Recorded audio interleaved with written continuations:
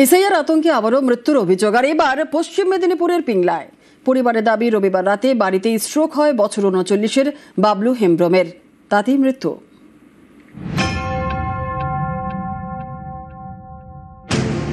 পশ্চিম মেদিনীপুরের খড়গপুর ২ নম্বর ব্লক। এখানকার দক্ষিণ ঢেকিয়ার বাসিন্দা বাবলু হেমব্রম, বয়স ৩৯, রবিবার রাতে স্ট্রোক হয়ে মারা যান। পরিবারের দাবি, এসআইআর ফর্ম হাতে পাওয়ার পর থেকে আতঙ্কে ভুগছিলেন, সেই কারণেই মৃত্যু। আতঙ্ক এরকম মারা গেছে, দেশ ছেড়ে পালে যাবে, ছেনা পেনা করে চারটা ছেনা, ঘর দর খেতে দিবে মনে হয়, ওই টেনশনেই ও মারা গেছে। বাবলুর বোনের দাবি, নির্বাচন কমিশনে আপলোড করা ২০০২ সালের ভোটার লিস্টে মা বাবার নাম নেই। বাবলুর তখন ভোট দেওয়ার বয়স হয়নি। এরই মধ্যে গত ৬ নভেম্বর এসআইআর ফর্ম হাতে পান। অভিযোগ, এরপর থেকে আতঙ্কে ছিলেন। রবিবার রাতে বাড়িতেই বাবলু স্ট্রোক হয়, তাকে আর বাঁচানো যায়নি। ২০০২-এ ভোটার তালিকায় নাম নাই বলে। কার কার নাম নেই ২০০২ সালে ভোটার তালিকায়? মায়ের, বাবার, দাদার, আমার বোনের, ছোট ভাইয়ের। কারো নাম নেই? না। আপনার? আমারও নাই।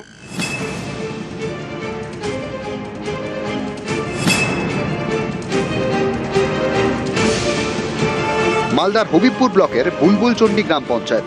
এখানকার বাসিন্দা সৌমিক ভৌমিক, বয়স ৩৯, বীমা সংস্থার কর্মী। এবারের ভোটার লিস্ট থেকে তার নাম বাদ পড়েছে, নামের পাশে লেখা ডিলিটেড। সৌমিকের দাবি, ২০২০ সালে তার ভাইয়ের স্বস্তিক পথ দুর্ঘটনায় প্রাণ হারান। বিভিন্ন দপ্তরে তার মৃত্যুর খবর জানানো হয়। তার ভিত্তিতে Aadhaar card, PAN card, ration card বাতিল করা হয়, কিন্তু ভোটার তালিকায় রয়ে গিয়েছে স্বস্তিকের নাম।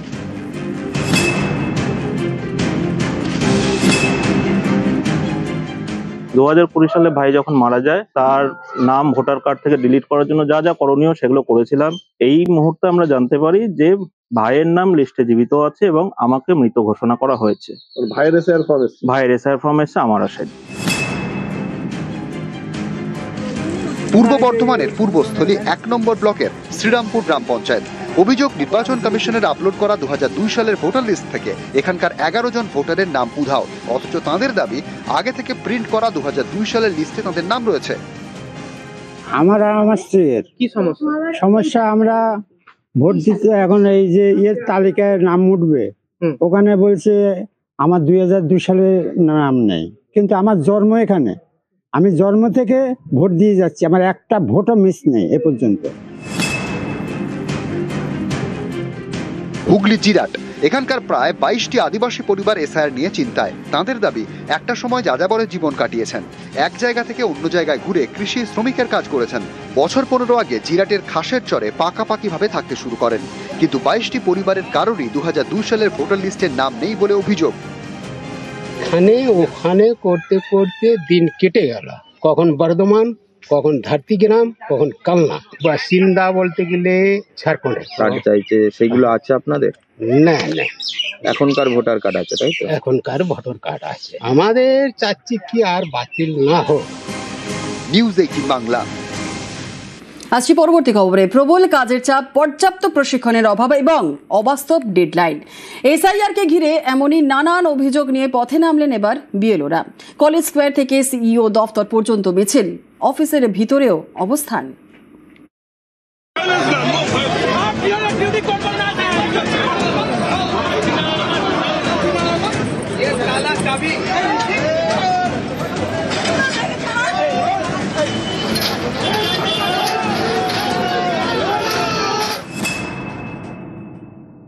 চারজন ইতিমধ্যে মারা গেছে, প্রতিদিন ১০০-র বেশি বিএলও মৃত্যুর দিকে যাচ্ছে।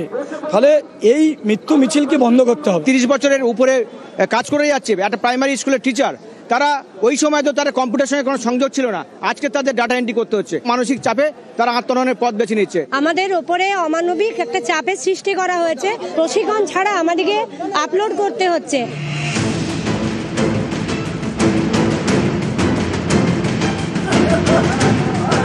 চৌঠা নভেম্বর থেকে এসআইআর অর্থাৎ ভোটার তালিকায় বিশেষ নিবিড় সংশোধন শুরু হয়েছে পশ্চিমবঙ্গে। এখনো পর্যন্ত একাধিক বিএলও কাজের চাপে আত্মহত্যা করেছেন বলে অভিযোগ।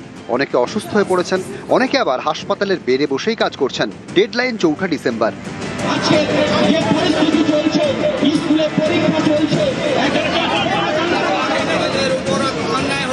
এই পরিস্থিতিতে এবার পথে নামলেন বিএলওদের একাংশ।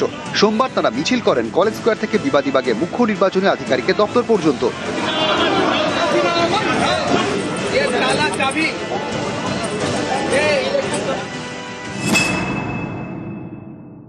আমাদের ওপরে অমানবিক একটা চাপের সৃষ্টি করা হয়েছে। প্রশিক্ষণ ছাড়া আমাদেরকে আপলোড করতে হচ্ছে। এমনও দেখা যাচ্ছে 2002-এর তালিকায় যাদের নাম আছে কিন্তু তাদের রেকর্ড করা হয়নি তাদের নাম, কিন্তু সাধারণ ভোটাররা তো সেগুলো শুনছেন না। তখন তারা এসে বিএলওর ওপর চড়াও হচ্ছে। এমনকি আমার ছোট শিশু, তাকে এসে জিজ্ঞেস করা হচ্ছে তোমার মাকে জিজ্ঞেস করো আপলোড করা হয়নি কেন, জবাব চাই। ফর্মের একটা পোর্শন আছে যেখানে একটা রিলেশনশিপের কথা বলা হয়েছে। সেই রিলেশনশিপটা আমরা বুঝতেই প্রায় 10 দিন মতন টাইম লেগে গেছে। ওই রিলেশনশিপের জায়গাটা কি লেখাবো বা কিভাবে ফর্মটা ফিল আপ করাবো, ডিস্ট্রিবিউট করতে যাচ্ছি তখন তো একটা মহিলা হিসাবে পারছি না তাদের বাড়িতে যেতে। কোথায় মানে আমি যেখানে থাকি সেই এলাকার বাইরে, সেই অঞ্চলের বাইরে, এমনকি রাজ্যের বাইরেও লোক থাকছে, তার ফলে বাড়ি বাড়ি যাওয়াটা সম্ভব হচ্ছে।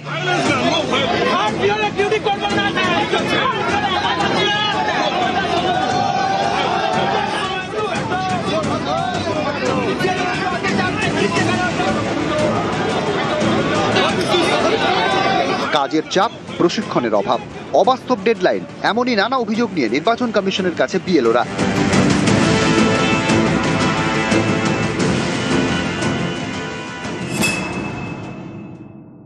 চারজন ইতিমধ্যে মারা গেছে, প্রতিদিন 100-র বেশি বিএলও মৃত্যুর দিকে যাচ্ছে। ফলে এই মৃত্যু মিছিলকে বন্ধ করতে হবে। রিঙ্কুদি মারা গেল, সুইসাইড নোট লিখে গেল, এই মৃত্যুর দায় তো তার তিনি নেবেন কিনা, এই এসআইআর তিনি স্থগিত করবেন কিনা। নির্বাচন কমিশন প্যারালাল সেট না করে কেন এই অপ্রশিক্ষিতভাবে দ্রুততার সঙ্গে এই এসআইআর চালু করলো, যার ফলে আমাদের সহযোদ্ধাদের, সহনাগরিকদের আমাদের হারাতে হচ্ছে।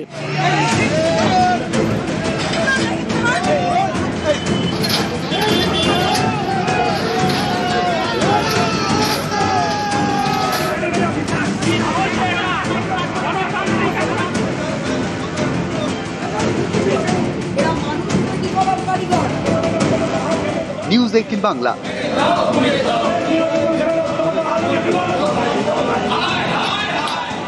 ফের কমিশনের ভূমিকায় প্রশ্ন মুখ্যমন্ত্রীর। ফের মুখ্য নির্বাচন কমিশনারকে চিঠি মুখ্যমন্ত্রীর। এসআইআর এর কাজে বাংলা সহায়তা কেন্দ্রের কর্মীতে অনীহা। কমিশনের অনীহায় প্রশ্ন মুখ্যমন্ত্রীর।